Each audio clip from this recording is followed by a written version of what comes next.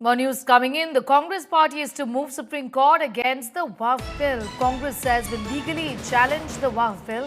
Will approach the Supreme Court against Waqf amendment bill, says Imran Masood, Congress MP from Saharanpur. Listen into what he said.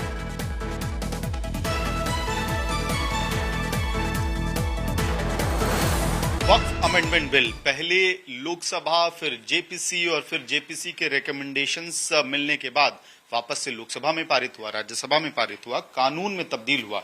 लेकिन अब इस कानून का होगा क्या, ये सवाल फिलहाल उठ रहा है इस वजह से क्योंकि विपक्ष की एक नई रणनीति बनते हुए दिख रही है। आज तक पे एक्सक्लूसिव बातचीत करने के लिए इमरान मसूद है, माफ कीजिएगा, सहारनपुर के सांसद हैं सर आप, और बहुत मुखर तरीके से आपने बिल का विरोध तो किया सदन के अंदर, लेकिन सवाल यही कि आपकी रणनीति जो जेपीसी में आप लोगों ने बनाई थी वो सदन के पटल पे जाकर फेल हुई। सरकार लोकसभा और राज्यसभा दोनों में बिल को पास कराने में कामयाब रही है। आगे का रास्ता क्या? देखिए, नंबर का गेम है, नंबर उनके पास है, उन्होंने बुलडोज कर दिया, लेकिन राइट टू इक्वलिटी का अधिकार संविधान देता है, और जब बराबरी का अधिकार देता है तो हमारी साथ जुल्म और ज्यादती क्यों? आप सारे जितने भी बोर्ड हैं, जो श्राइन बोर्ड्स हैं या जिसे भी अलग अलग धर्मों के बोर्ड हैं, सब में इस बात की पाबंदी है कि कोई भी उस धर्म के अलावा दूसरा मेंबर नहीं होगा। लेकिन आपने उसके अंदर जिद बना ली कि नहीं, वक्फ बोर्ड जो स्टेट का होगा उसमें भी बहुमत गैर मुस्लिम होगा, और जो सेंट्रल वक्फ काउंसिल होगी उसमें भी बहुमत होगा। सरकार दलील देती है कि हम इसके ऊपर नजर रखने के लिए, तो इसके ऊपर नजर रखने के लिए तो ऑलरेडी अल्पसंख्यक डिपार्टमेंट है, ऑलरेडी आप उसके ऊपर नजर पूरी तरह से रख सकते थे। लेकिन जो वक्फ बोर्ड के माध्यम से जो रिचुअल्स होते हैं, अब कल को मैं कहूं कि साहब मुझे किसी नॉन मुस्लिम बोर्ड के अंदर मुझे मेंबर बनाए, तो मैं वो रिचुअल्स को नहीं कर सकता, ना मैं उनको जानता हूं। और मैंने बुनियादी बात कही थी कि कोई मुसलमान के अलावा ये आदमी, मेरा गैर मुस्लिम भाई, पाकी और नापाकी के बहुत मामूली से फर्क को भी नहीं समझा पाएगा, तो वो वक्फ को क्या समझेगा? वक्फ एक बहुत बारीक लाइन है जो मुस्लिम पर्सनल लॉ के चैप्टर 11 में हिबा से निकल कर आई है।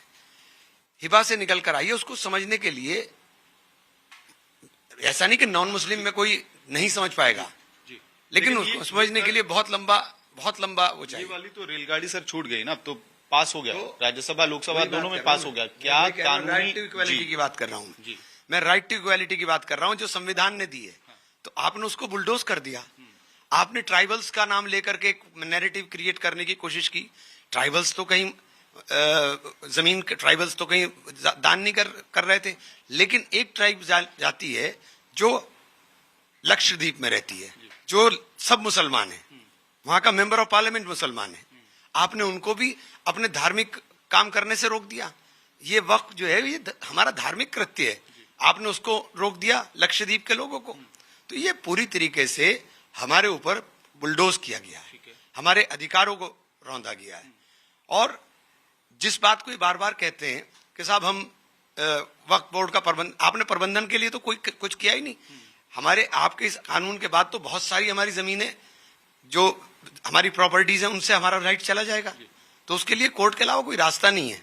कोर्ट जाएंगे आप, ये आप स्पष्ट कर रहे हैं कि कानून पास होने के बाद इमरान मसूद या फिर जो एक बड़ा डेलीगेशन हो सकता है वो अब सुप्रीम कोर्ट का रास्ता इख्तियार करेगा। और क्या, एक बात तो बताइए, और क्या रास्ता है हमारे पास?